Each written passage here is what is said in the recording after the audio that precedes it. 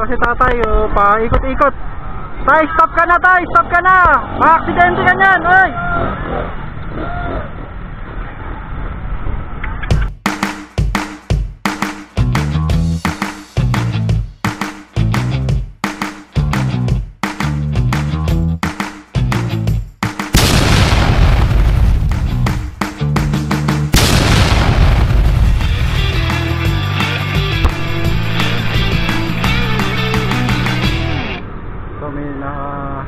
Para si sir for verification kung kompleto ang kanyang documents.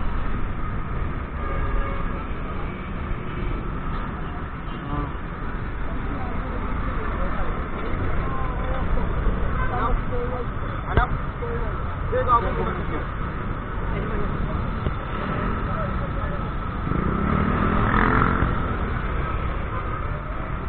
Mukhang meron naman si sir. Huwag mo natanggalin sir. Mukhang kompleto naman si sir eh. Mukhang confident naman si sir na meron na okay. All goods, kaya salute kay sir. Kompleto. Sir, may nilipad. May nilipad.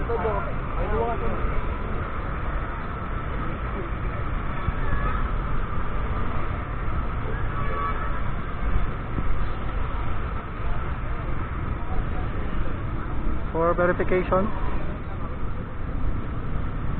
Okay, all good si sir. Okay, kompleto.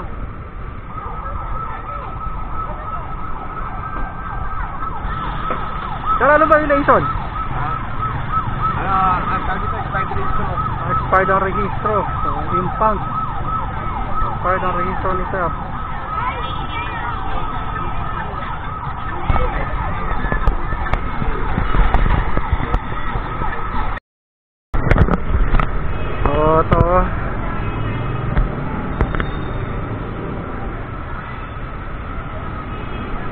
Verify. Sir, walang lisensya? Walang lisensya? Ayun, walang lisensya. Kaya pala nagbabalak na umalis si sir kanina nung nakita. So, ayun, iniwan niya kanyang tricycle. So, impound. Driving without license.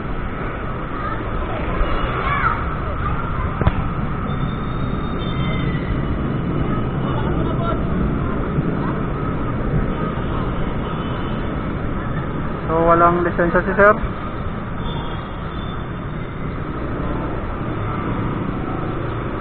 So, dito po tayo sa ilalim ng LRT, Blooming Street, Rizal Avenue.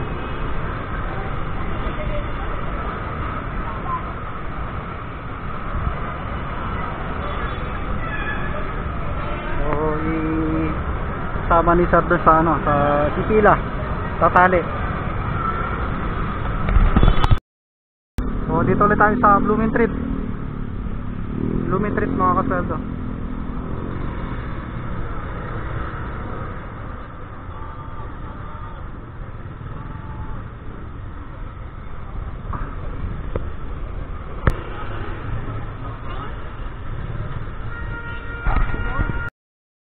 So, si tatay, paikot-ikot.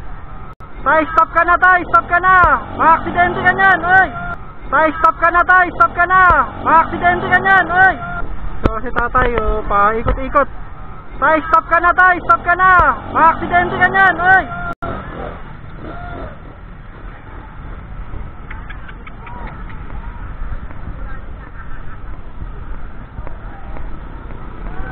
So, si tatay, pinapara na po siya, tapos tinakbuhan niya.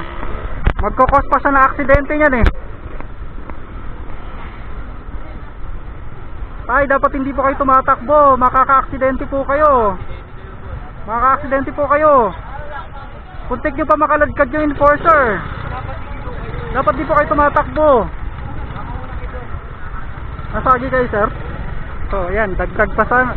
Sir, nasagi nyo pa pala to. Lalaki tuloy lalo problema nyo, sir. Wala po, nasagi po kayo.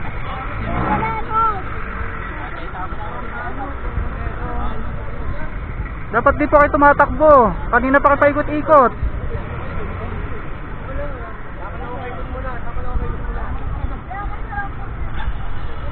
Yan si tatay tumakbo. Makaka-aksidente pa siya.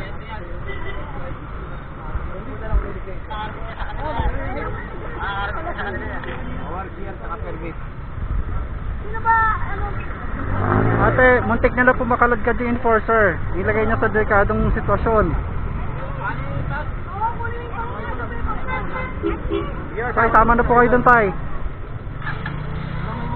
Ikot kayo kanina pa kayo. Oo. Ikot-ikot siya, iniiwas na yun sa huli. Ayan, nakasagi pa siya ng kotse. Oo. Kasagi pa. Ayan, natamaan.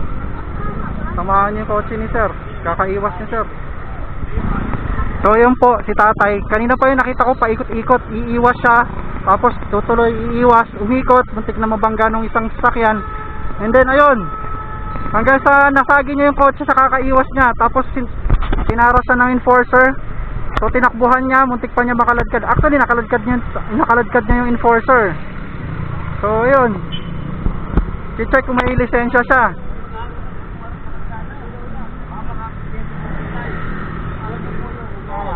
Alam niyo po yun, pero ginawa niyo. Hindi mo pwede pasensya na. Ayun po, nakaladkad po yung ating enforcer.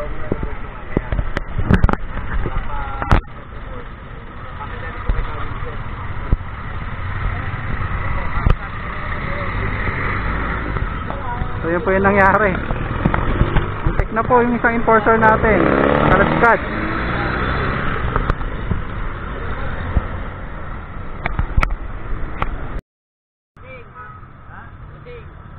Yun, so update po. Lasing pala si tatay. Lasing din pala si tatay. Diyos ko po, napakalakas ang loob mag-drive.